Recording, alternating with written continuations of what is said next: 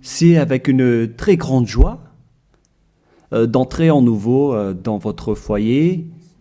Vous qui nous écoutez, qui nous suivez de temps en temps, cet enseignement qui vous apporte la vie éternelle et le salut, qui vous guide et vous donne de la joie et du bonheur pour tous ceux qui écoutent, car on parle de l'ôtement du péché et que tous ceux qui sont avec Yahushua ne pêchent plus.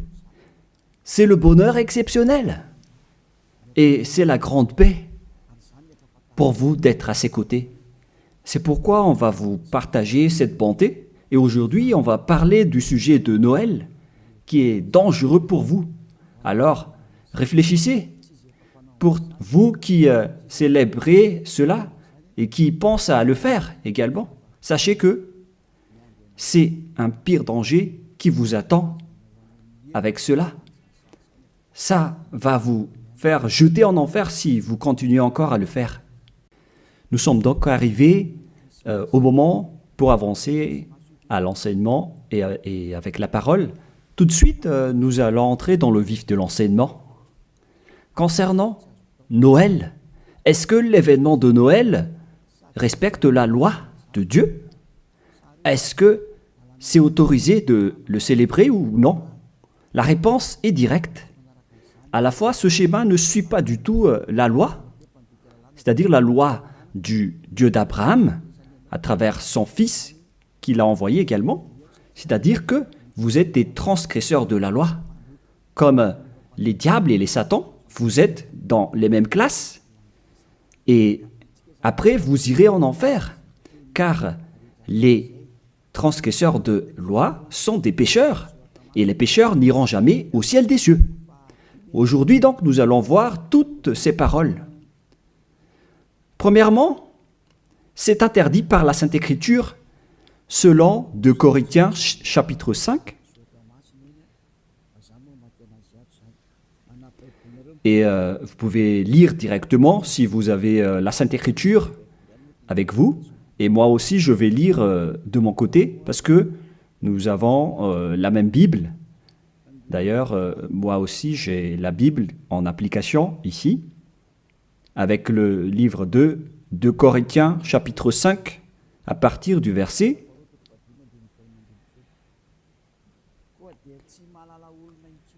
au verset 16. 2 Corinthiens, chapitre 5, verset 16. Aussi, désormais, nous ne connaissons plus personne selon la chair. Et si nous avons connu Yahushua selon la chair, à présent, nous ne le connaissons plus de cette manière. On ne doit plus alors le connaître ainsi. C'est interdit de le connaître selon sa chair. Je parle bien de sa chair, car lorsqu'il est né, il est né en tant que chair. Un enfant est né pour nous. Vous connaissez bien ce schéma. On parle d'un enfant et non pas d'un esprit. On n'a pas dit que c'est un esprit qui est né pour nous. Ce qui a été dit, c'est que c'est un enfant qui est né pour nous.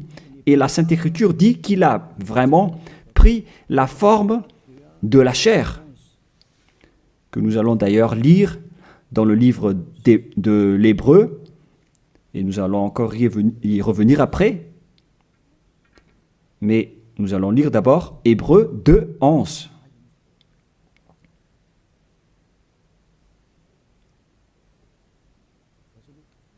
Où il est passé déjà. Attendez un peu.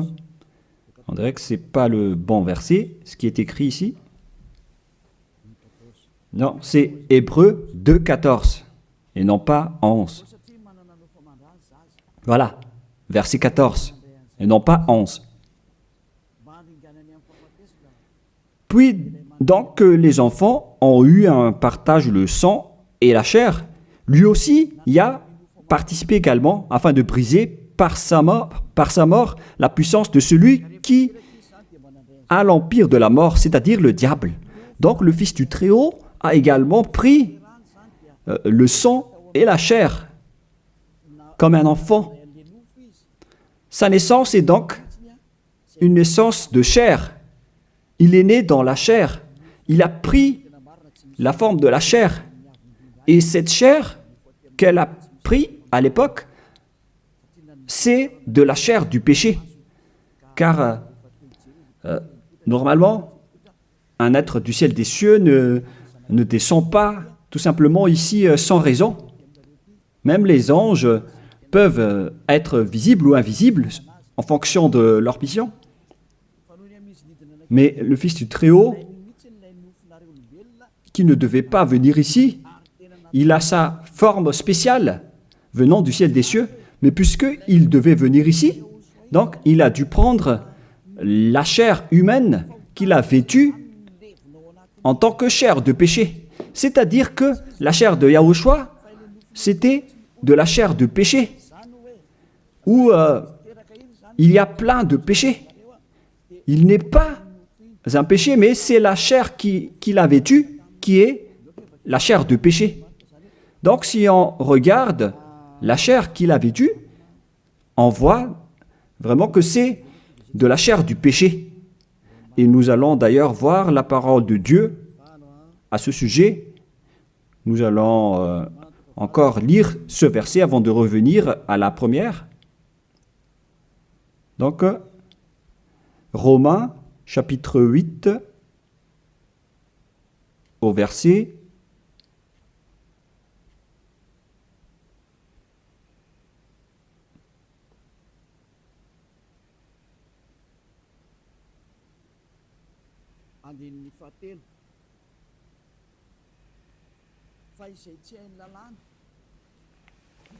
3.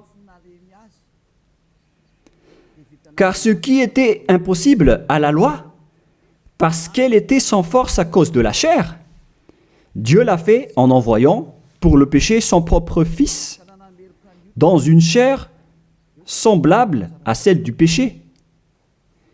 Et il a condamné le péché dans la chair. Ici donc, nous voyons bien que Yahushua, le Fils du Très-Haut, sa chair était une chair de péché. Et lors de sa naissance, si vous allez le célébrer, si vous allez célébrer son anniversaire, vous allez célébrer le péché et vous allez glorifier le péché, car il s'agit d'une chair de péché qu'il n'accepte pas du tout. Donc, c'est pourquoi c'est interdit de célébrer Noël, car c'est une célébration de sa chair, qui est une chair de péché, qui est vraiment interdit. Et maintenant, nous allons revenir avec le livre du 2 Corinthiens, chapitre 5, verset 16. Voilà. Ainsi, aussi, désormais, nous ne connaissons plus personne selon la chair. Et si nous avons connu Yahushua selon la chair, à présent, nous ne le connaissons plus de cette manière. C'est devenu interdit de le connaître ainsi. C'est-à-dire que Noël est supprimé. Si vous le célébrez encore, c'est-à-dire que vous êtes avec le diable, alors ne contestez plus. Si c'est une loi, alors c'est une loi. Mais vous avez été trempé par ce Jésus. Et après vous avoir trempé, il cherche le moyen pour manipuler vos esprits. Alors qu'on voit clairement que vous faites n'importe quoi. Vous provoquez la guerre au Dieu d'Abraham. Le Dieu d'Abraham dit que c'est interdit de le faire. Mais lui, il insiste pour le célébrer. Et vous voyez que c'est un envoyé du diable qui vous trompe. Et vous n'êtes pas encore conscient de cela. Quand je dis cela, certains sont en colère. Ces personnes qui vous font célébrer Noël vous jettent en enfer. Ils ne sont pas comme des hommes qui sont fermes, qui ont la fermeté comme moi. Moi, je suis ferme devant la vérité, par exemple. Et moi, j'ai dit, contrez cette vérité si vous osez. Mais personne n'a osé le faire. Ils aiment juste critiquer, mais ils sont dans le tort complètement. Et le salut vient des Juifs Donc, si c'est un Dieu juif, alors il doit porter un nom juif. Et Yahushua a vraiment un nom juif selon Jean 82, qui dit que le salut vient des Juifs. Nous allons lire ce passage, entre parenthèses, avec Jean 4, verset 22. Vous adorez ce que vous ne connaissez pas? Nous adorons ce que nous connaissons, car le salut vient des Juifs. Donc, ce Sauveur est juif. Et en tant que juif, on doit lui donner un nom juif. Et nous voyons ceci dans le livre des apôtres, car il a prononcé son nom, un nom hébreu, en discutant avec l'apôtre Paul. Mais après, les gens ont changé son nom en nom grec, avec Jésus, que nous allons voir après que c'est un nom grec. Donc, tout d'abord, Acte chapitre 26, versets 14 et 15. Nous tombâmes tous par terre, et j'entendis une voix qui me disait, en langue hébreu ou hébraïque, on parle ici de langue hébreu, Saul, Saul, pourquoi me persécutes-tu? Il discutait donc en hébreu. Il te serait dur de regimber contre l'aiguillon. Qui êtes-vous, Seigneur? M'écriai-je. Et le Seigneur dit, je suis Yahushua que tu persécutes. Ici donc, la discussion entre le Fils de Dieu et l'apôtre Paul se faisait en langue hébreu. Et donc, lorsqu'ils vont prononcer le nom, est-ce qu'il est possible qu'ils vont prononcer le nom en malgache? Je vous pose la question. Parce que Jésus ou Jesus, c'est une langue française ou malgache. Parce que le nom d'origine devait être le nom hébreu, comme les anges ont annoncé à Maria. C'est un nom hébreu. Et en tant que nom hébreu, on ne doit pas changer ce nom. Nous allons d'abord parler de ça en petite parenthèse, en vous disant que vous avez déjà été frappé depuis le nom. Vous avez eu des faux noms. Et au final, vous célébrez aussi Noël, alors que c'est vraiment tabou, c'est vraiment interdit. C'est inacceptable devant le Père Yahva. La preuve, lorsque vous célébrez Noël, les bars sont pleins. Vous dites que vous célébrez votre Dieu et vous êtes dans les bars, vous buvez dans les bars et vous faites des balles de jeûne. On voit que vous n'êtes pas du tout avec le Dieu d'Abraham, vous êtes avec un autre faux Dieu. Vous êtes guidé par le diable et vous n'êtes pas du tout conscient. Encore. Vous provoquez la colère du Dieu d'Abraham et vous ne vous cassez pas la tête. Vous continuez dans le mauvais sens. On continue la parole. Tout d'abord, le nom de ce Fils du Très-Haut est un nom juif. Il vient des Juifs. Lorsqu'il a discuté avec Paul, ils ont discuté en langue hébreu. Donc, c'est clair que c'était un nom hébreu qu'ils ont prononcé et non pas un nom français, anglais ou autre nom. Deuxièmement. Et troisièmement, on ne doit pas changer ce nom selon Actes des Apôtres 4.12. Il ne faut pas changer ce nom. Et vous étiez déjà frappés depuis cette époque. Mais ceux qui font la grosse tête et qui ne se soucient pas, alors tant pis pour eux. Acte 4.12. Et le salut n'est en aucun autre, car il n'y a pas sous le ciel un autre nom qui est donné aux hommes par lequel nous devions être sauvés. C'est à travers ce nom, donc, ce seul nom, qu'on obtient le salut. Et alors que, selon la Sainte Écriture, il n'y a pas d'autre nom, le nom doit être unique alors. Et ça doit être un nom hébreu qui ôte les péchés des gens.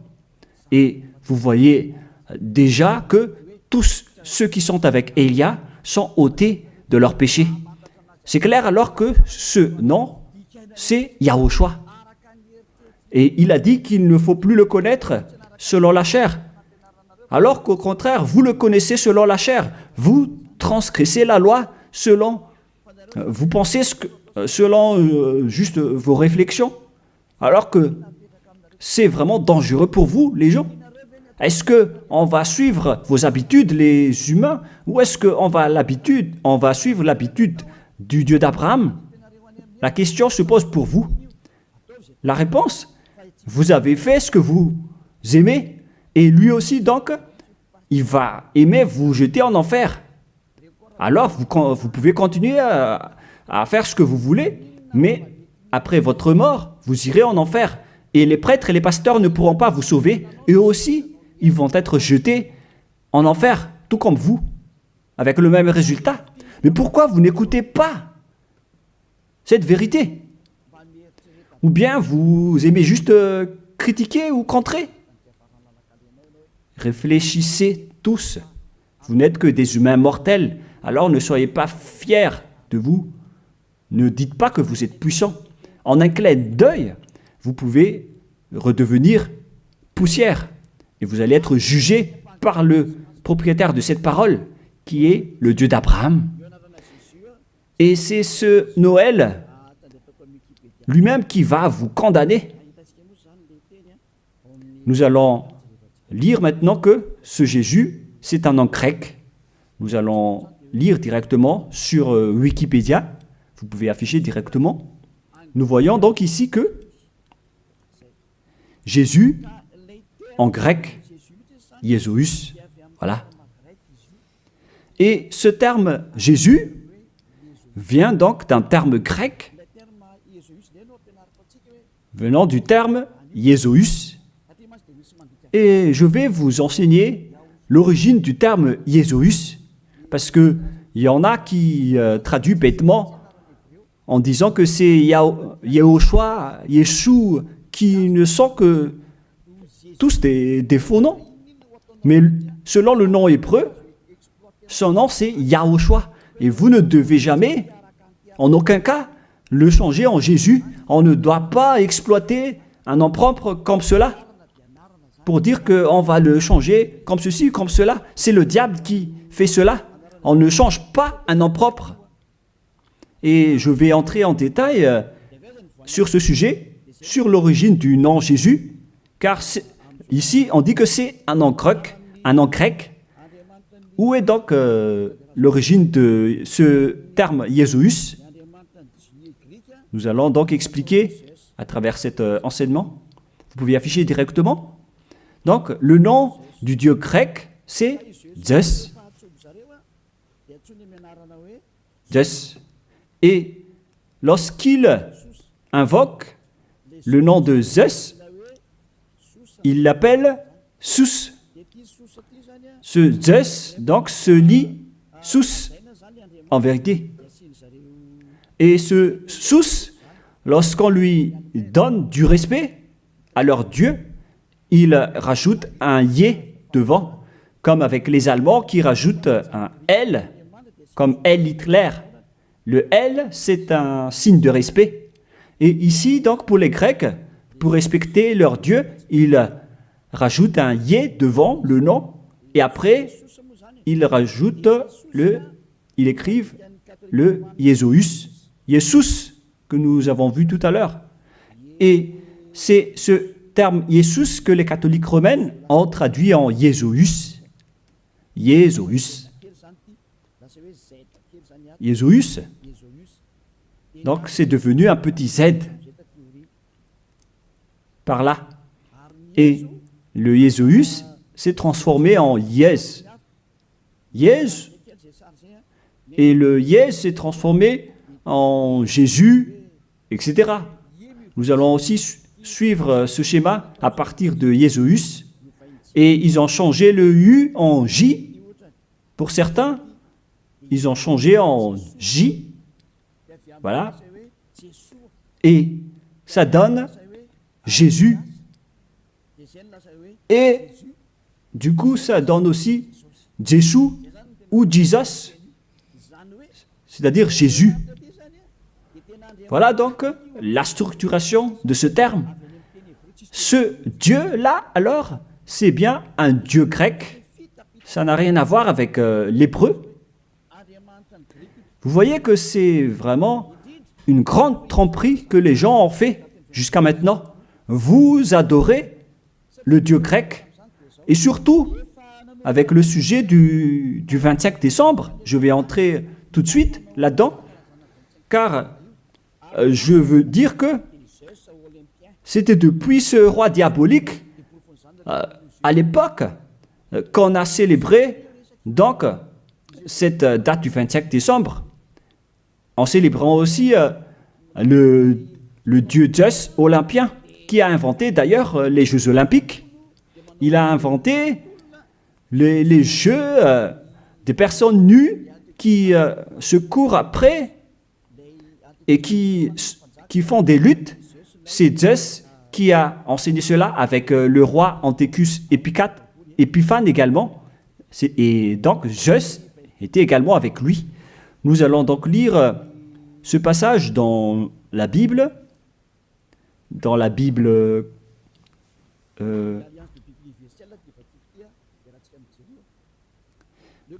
l'Alliance biblique universelle que je vais lire.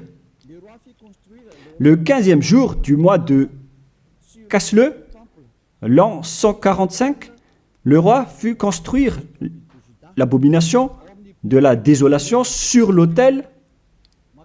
Il construit aussi des autels dans la ville de Juda. On voit aussi donc ce verset dans le livre de 1 Maccabée, chapitre 1, verset 54 pour une autre version, et verset 57 pour une autre version. Donc, si vous avez le livre du Maccabée dans la Bible catholique, je vais relire encore une fois chez moi, et vous voyez sur l'écran en langue malgache, qui est plus convenable, mais le voilà. 1 Maccabée, chapitre 1, verset 57 pour une autre version, et pour une autre version, c'est verset 54. Et donc, on a aussi le verset 57 pour l'autre version. Le voilà. Le 15e jour du mois de Casleu, l'an 145, ils construisirent l'abomination et de la désolation sur l'autel des holocaustes. Ils construisirent aussi des autels dans les villes de Juda, alentour. Quel est alors le rapport de cette histoire avec ce que je dis ici? C'est que il y avait un roi qui a provoqué la guerre au Dieu d'Abraham, qui a profané son temple, qui a fait des abominations dans le temple. Et cet homme, il est entré dans le temple de Jérusalem à la date du 15 du mois de Casleu, et il a construit des autels, des holocaustes dans ce temple. Et avec ces autels, il va pratiquer des sacrifices d'holocauste. Et après, à la date du 25 décembre, il est encore entré là-dedans, dans le temple, en faisant des holocaustes. Ce que je veux dire, c'est que c'est ce Antiochus IV Épiphane qui est le propriétaire de cette fête. La preuve, le dimanche de l'Épiphanie que vous célébrez tous ensemble, que ce soit les protestants ou les catholiques, vous célébrez tous le dimanche de l'Épiphanie.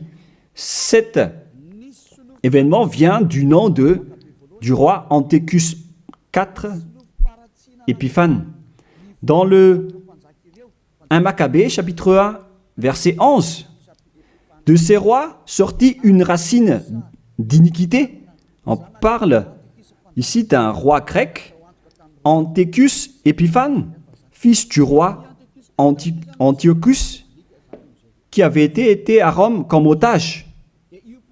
Donc, selon ce schéma, ce Antiochus IV, Épiphane, c'est un roi grec.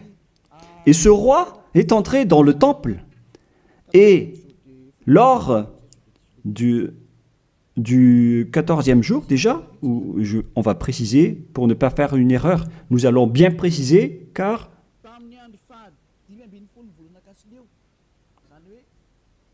le 15e jour du mois de Casleu, c'est-à-dire au 15e jour du mois de Casleu, l'an 145, ils construisirent l'abomination de la désolation sur l'autel des holocaustes. C'est Antiochus IV Épiphane donc, qui a fait cela. Antiochus IV veut dire qu'il est au 4e rang, des rois plutôt. Mais on lui distingue avec le nom d'Épiphane, avec le dimanche de l'Épiphanie que vous célébrez. C'est-à-dire que cette fête appartient à Antiochus IV Épiphane. Voilà ce que ça veut dire. Et nous allons lire un peu après. Et maintenant, le verset d'en bas, verset 62. Le 25 du mois, il offrait un sacrifice sur l'autel qui avait été construit sur l'autel des holocaustes. Donc, le 25 décembre du mois de Casleu, on va préciser ça après, ils sont entrés dans le temple pour faire des abominations, pour faire des holocaustes inappropriés. C'est-à-dire que cet homme, Antiochus IV Épiphane, qui est le diable en personne, il a profané le temple du Père Yahva lors de la date du 25 décembre. C'était une date qui a rendu en colère et énervé le Père Yahva, cette date du 25 décembre que vous célébrez tous. Et cela est prouvé par le dimanche de l'Épiphanie que vous célébrez après le 25 décembre. C'est pour prouver que vous célébrez Épiphane et non pas le Fils du Très-Haut. C'est le diable qui est derrière tout cela. Et vous êtes jugés par ce dimanche de l'Épiphanie qui parle de la fête d'Épiphane. Et vous êtes tous attrapés et piégés par cela. Vous avez rendu en colère le vrai Dieu en rendant gloire au diable d'Antiochus IV Épiphane, car c'est lui qu'on célèbre à ce sujet. Nous allons lire ce passage et merci de bien préciser dans votre livre, car il y a une explication de ceci dans 1 Maccabée, chapitre 1, verset 54, dans une autre version, et 57 ou 59, et verset 62.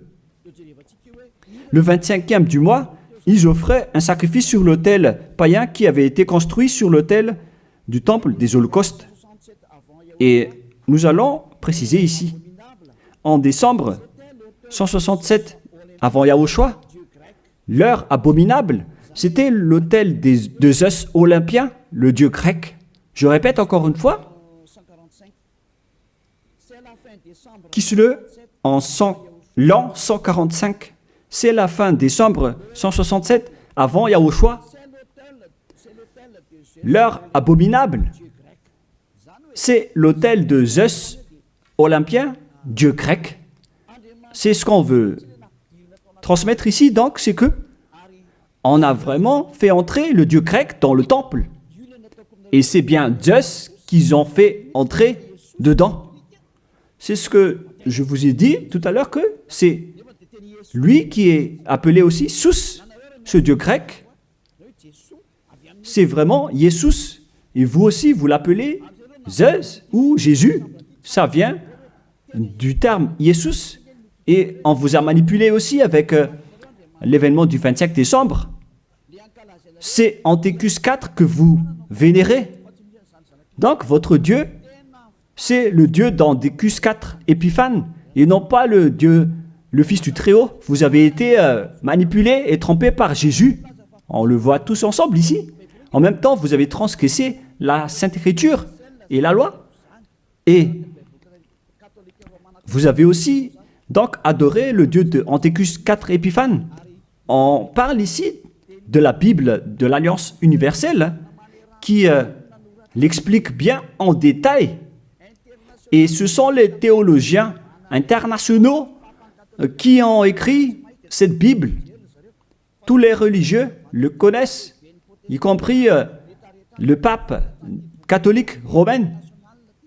Tous les chefs religieux connaissent aussi ce livre, car c'est un livre international que personne ne peut contester. Et c'est ça ce qui était écrit là-dedans. Ce n'est pas aujourd'hui que on le voit, mais ça, c'était depuis bien longtemps hein, que ça a été écrit là-dedans. Ce qui veut dire, alors qu'ils ont fait de l'abomination, de la profanation dans le temple de Jérusalem lors de la date du 25 décembre.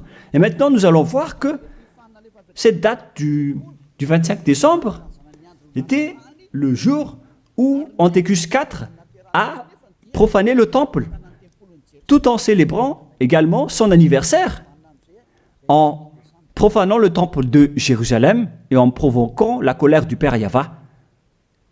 Et c'était lors de la date du 25 décembre.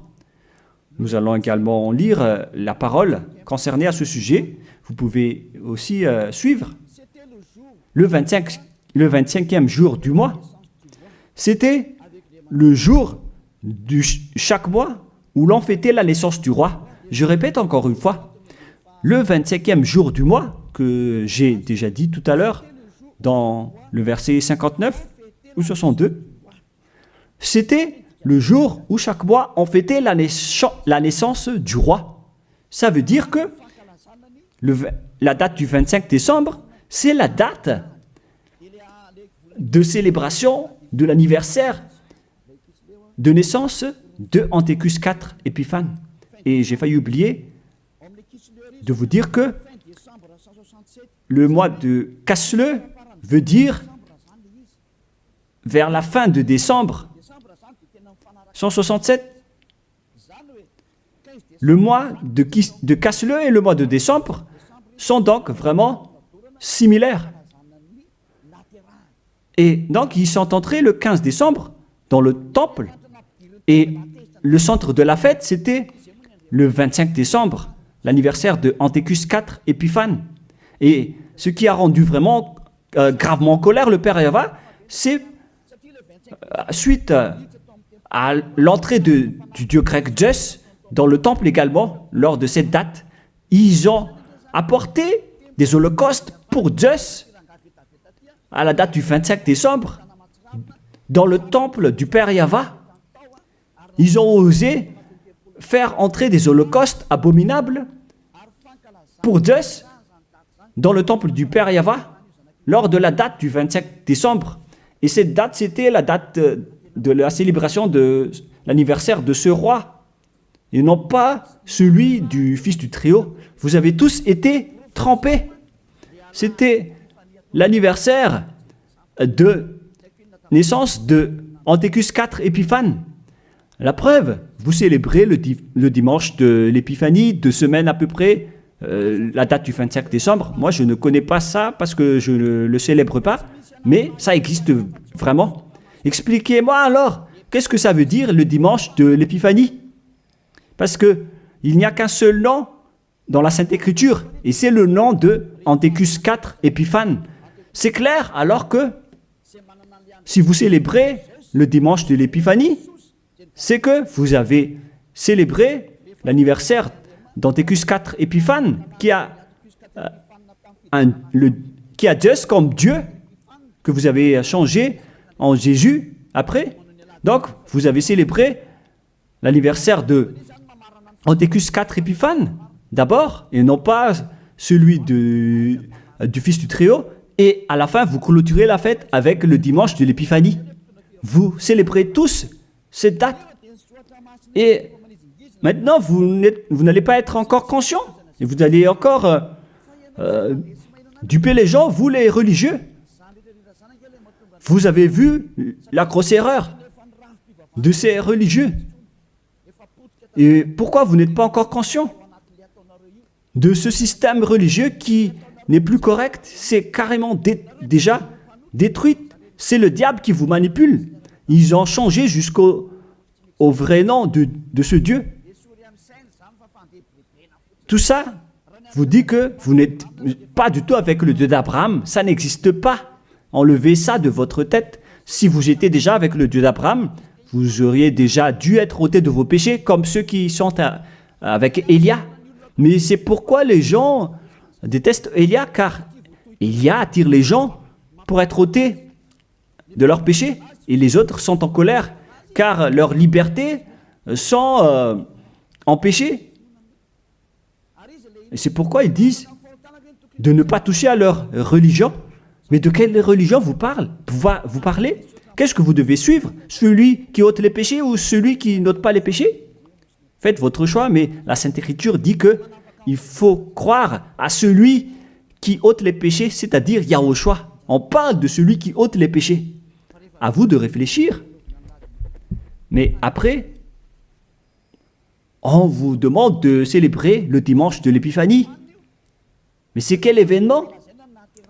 Et je répète encore que c'est la suite de l'événement de l'anniversaire d'Antiochus IV Épiphane. Car lors de cette date, vous avez aussi glorifié le dieu grec Zeus, Jesus, après, ou Jesus, selon les Anglais, Jésus pour les Français. Vous avez donc tous célébré le dieu grec en célébrant aussi l'anniversaire de Antiochus IV Épiphane et non pas celui de Yahushua. Le Fils du Très-Haut n'avait pas cette date de naissance. C'est pourquoi ce Jésus est vraiment un grand imposteur. C'est vraiment une grande tromperie qu'il a fait. Et vous n'allez pas encore être conscient que ce Jesus ou Jésus ne vous ôte pas les péchés. Et sachez que les pécheurs n'iront jamais au ciel des cieux. Car si c'était possible, alors le diable aussi aurait eu l'occasion et l'opportunité d'aller au ciel des cieux. Alors que les diables sont les chefs des pécheurs. Et ils n'iront jamais là-bas. Alors soyez conscients. Vous avez été trompés. Le Dieu que vous adorez, c'est le Dieu d'Antiochus IV Épiphane. Le Dieu Zeus. Et en l'an 2000, je ne me souviens pas précisément, la flamme olympique est arrivée à Madagascar. Cette flamme a d'ailleurs déjà fait le tour du monde et vous avez fait une grande culte religieuse sur le terrain de Mahamasne à l'époque pour glorifier et honorer cette flamme, alors que c'est la flamme de Zeus qu'on a pris en Grèce. Vous ne pouvez pas nier cette parole, ça a existé, hein. C'est la réalité. Vous avez pris cette flamme en Grèce sur le mont Olympe qui a le feu qui ne s'éteint pas jusqu'à aujourd'hui. Il parle de la présence de Zeus. On a pris cette flamme là-bas et on l'a menée à Madagascar. Et toutes les églises, les protestants, les catholiques, ainsi que les petites églises, se sont réunis pour faire une culte de prière ensemble à ce moment-là.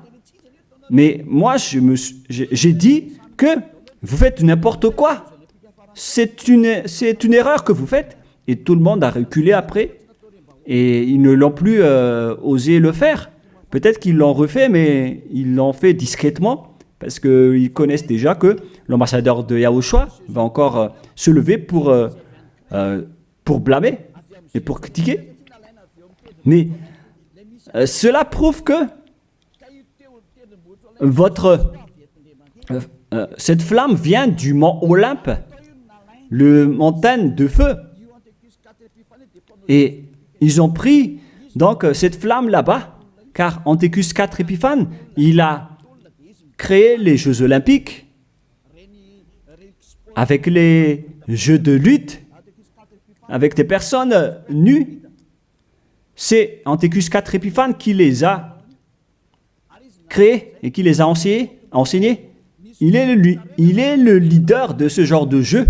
C'est pourquoi la majorité des sports se pratiquent nus, car c'est lui qui a inventé cela. C'est pourquoi on parle de Jeux olympiques. Ça vient du mont Olympe en Grèce, et c'est Zeus qui est dedans, que les Grecs ont appelé Jésus, Jésus pour les catholiques, et Jésus, au final, celui que vous adorez. Donc, vous adorez Zeus.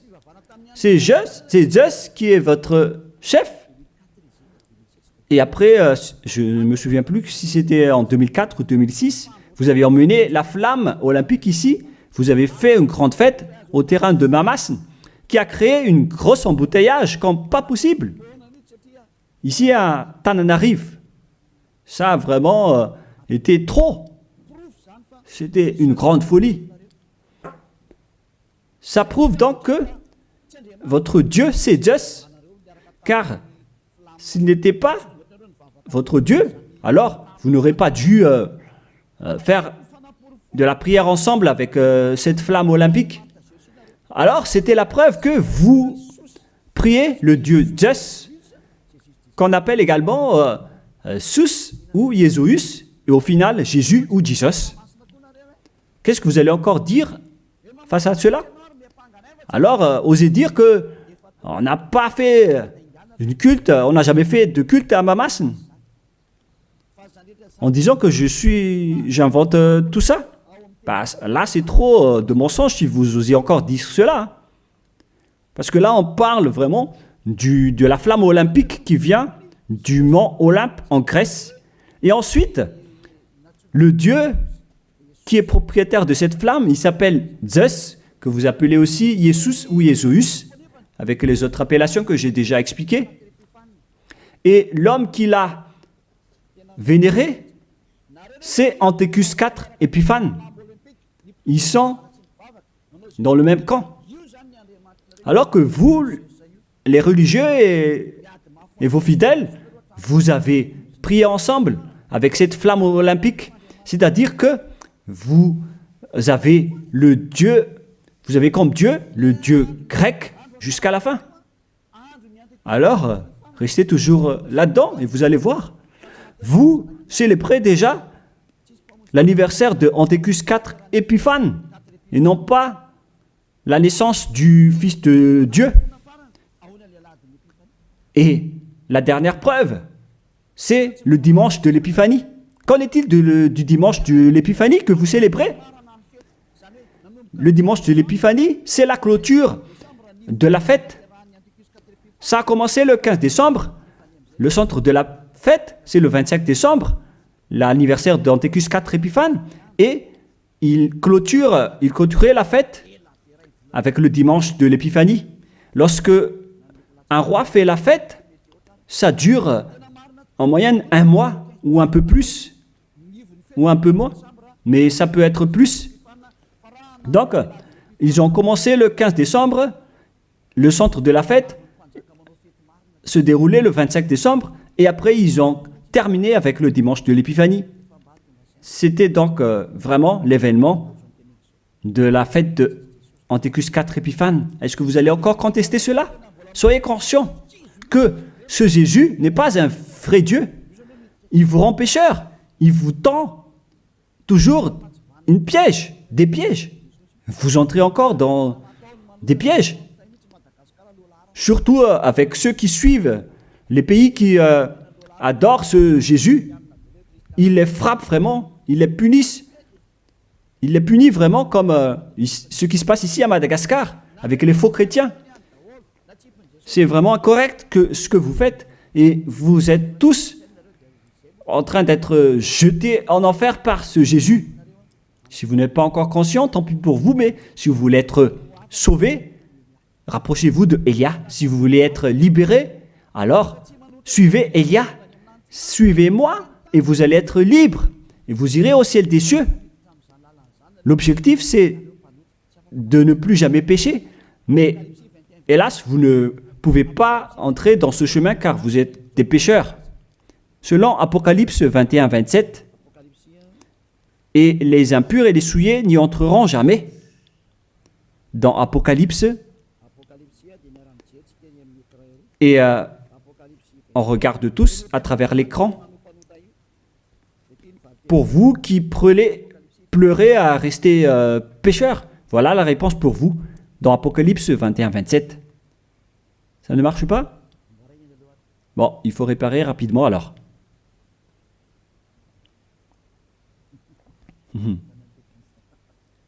On a vu la main du technicien, c'est pas grave parce qu'il travaille.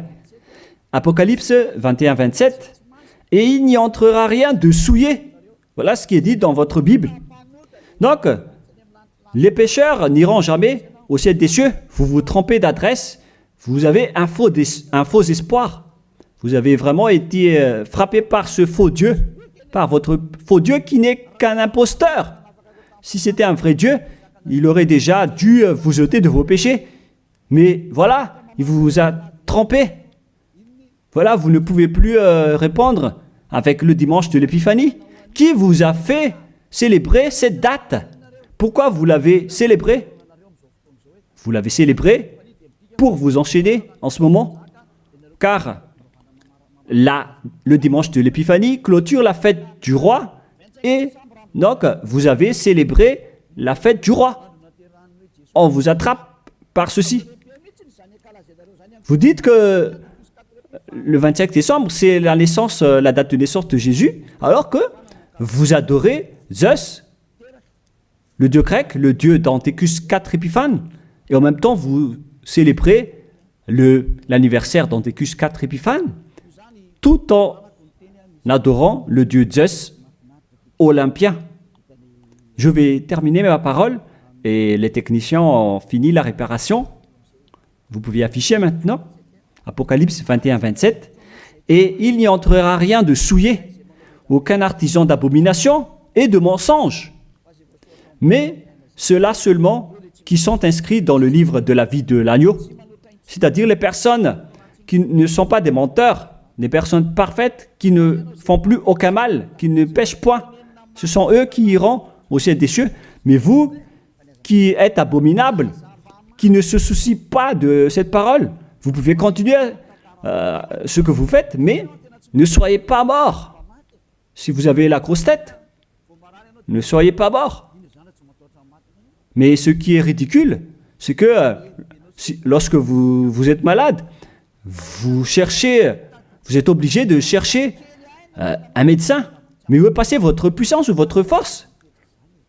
Si vous cherchez un médecin lorsque vous êtes malade, c'est-à-dire que vous êtes faible. Alors ne faites plus ça. Pourquoi chercher encore à mettre des obstacles à ce royaume de Yahushua qui vous prêche la liberté et l'affranchissement? Mais vous êtes inconscient de provoquer la guerre au Créateur. Si vous êtes conscient, alors rapprochez-vous et inscrivez-vous dans le baptême qui aura lieu le 8 mars prochain pour le dernier baptême, et ça va être terminé après. Vous pouvez encore faire des baptêmes avec les religieux qui sont pécheurs, mais lorsque les pécheurs baptisent d'autres pécheurs, le résultat c'est encore un pire pécheur. Un pire pécheur. Alors, soyez conscients. Nous allons donc lire pour terminer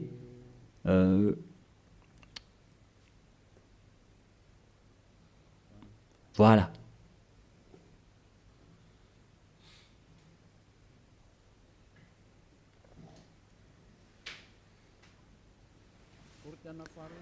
De Corinthiens,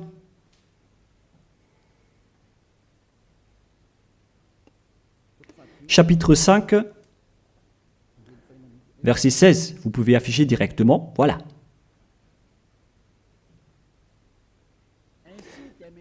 Ainsi, dès maintenant, aussi désormais. Ça fait depuis cette époque qu'on a précisé que désormais, mais ça continue jusqu'à aujourd'hui, nous ne connaissons plus personne selon la chair.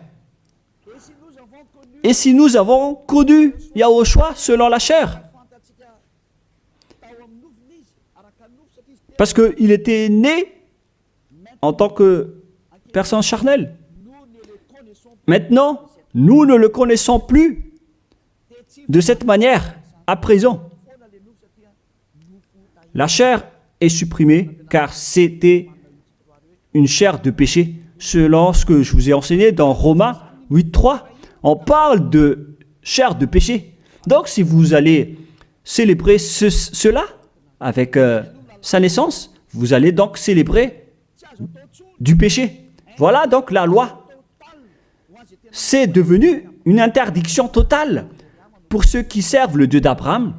Comme moi, Élia, je sers le Dieu d'Abraham. Vous l'appelez Dieu d'Abraham, vous les humains, mais pour nous, c'est le Dieu du ciel des cieux. Il s'appelle Yahweh, notre cher Père. Lorsque vous le servez, vous ne devez plus entrer dans ce schéma. Vous dégagez directement, vous vous rapprochez de Élia et vous inscrivez votre nom dans le baptême rapidement pour éviter la mort, au cas où vous allez mourir après. Mais les gens qui font du cinéma, qui font juste semblant d'être avec le Dieu d'Abraham, si vous n'êtes pas avec le Dieu d'Abraham, vous n'allez pas être avec Élia. Mais ce sont seulement qui veulent être avec le Dieu d'Abraham et qui ne veulent plus jamais pécher, qui vont être avec Élia. Et je vais vous ramener au ciel des cieux. Voilà la fin de ma parole. Soyez conscients. Bref, ceux qui célèbrent Noël vont être en guerre avec le Dieu d'Abraham et vont aussi être en guerre avec Yahushua, le fils du Très-Haut, qui a dit « ne péchez plus ». Et ceux qui célèbrent Noël vont être en guerre avec ce Dieu d'Abraham qui a dit « je ne donnerai point ma gloire aux autres et ne souillez pas mon nom ». C'est dans Ésaïe 48:11 que nous allons d'ailleurs lire. Sa gloire ne doit plus être donnée aux autres faux dieux. Si vous utilisez encore cette parole de Dieu, si vous voulez servir le Dieu d'Abraham, alors il ne faut plus faire du n'importe quoi. Il faut suivre ses paroles. Lorsqu'il dit que c'est interdit, alors ne faites plus la grosse tête. Et ceux qui insistent à vous dire le contraire, c'est-à-dire, sachez qu'ils vont vous jeter en enfer. Alors ne soyez plus manipulés comme les enfants. Vous êtes maintenant matures, vous êtes des adultes, vous avez la conscience. Sachez que c'est de l'amour pour vous sauver. On dévoile donc le mal que font ces faux dieux. Alors, face à cet amour, soyez conscients maintenant. Soyez conscients. Dans Ésaïe 48:11, il est dit qu'il ne faut plus prier les faux dieux. C'est interdit par la loi. C'est pour l'amour de moi que je le fais. Car comment mon nom serait-il profané? Je ne donnerai pas ma gloire à un autre. Pourquoi donc le Seigneur Yahushua, le Fils du Très-Haut ici, pourquoi il dit qu'il ne faut pas célébrer la chair du péché? Et la Sainte Écriture dit aussi que le 25 décembre, c'est la date de naissance du roi diabolique et non pas celui du Fils du Très-Haut. Voilà ce que le Fils du Très-Haut a dit. Et pourquoi vous insistez encore à faire le contraire? Mais qu'est-ce que vous cherchez, vous les religieux qui sont des sorciers? Et aussi, vous qui acceptez d'être menés dans le tort. Mais qu'est-ce que vous cherchez? Vous voulez vraiment provoquer la guerre à ce Dieu d'Abraham? Vous l'avez déjà fait, alors vous pouvez continuer. Mais pour ceux qui sont conscients qu'on ne peut pas le combattre, ce Dieu d'Abraham, alors dégagez de là et venez ici. Rapprochez-vous de Élia et suivez Élia. Voilà ce que vous devez faire. Il faut suivre Élia. Il va nous ramener au ciel des cieux, chez le Dieu d'Abraham. Il va nous ramener là-bas. Mais il faut d'abord être ôté des péchés pour y intégrer. Et on a réussi cela. C'est le pouvoir que Yahushua a donné à Élia. Alors suivez-moi. Nous irons chez le vrai Sauveur, Yahushua, celui qui a vraiment été crucifié.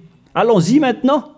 Prenez une décision et ne tuez plus votre esprit. votre esprit est très triste, car après votre mort, vous allez redevenir poussière. Mais votre esprit va être en souffrance. Vous voyez, lorsque vous faites du mal, vous réfléchissez après, vous stressez en appelant Dieu, en disant « Mais qu'est-ce que j'ai fait, mon Dieu ?»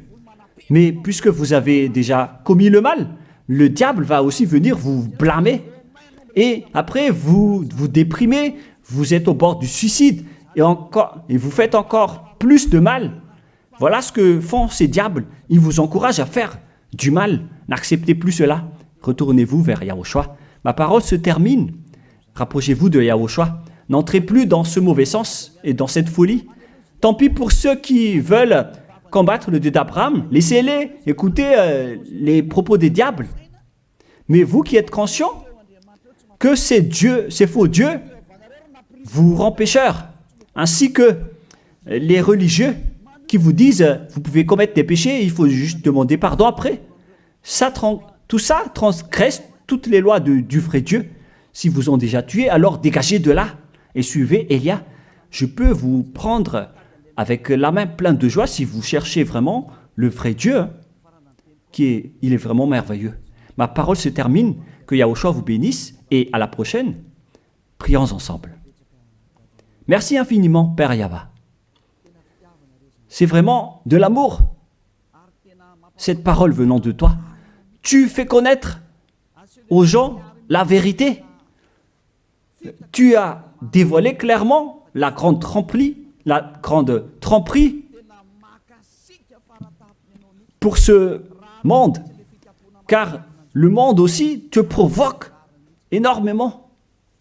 Alors, c'est juste que tu envoies les châtiments.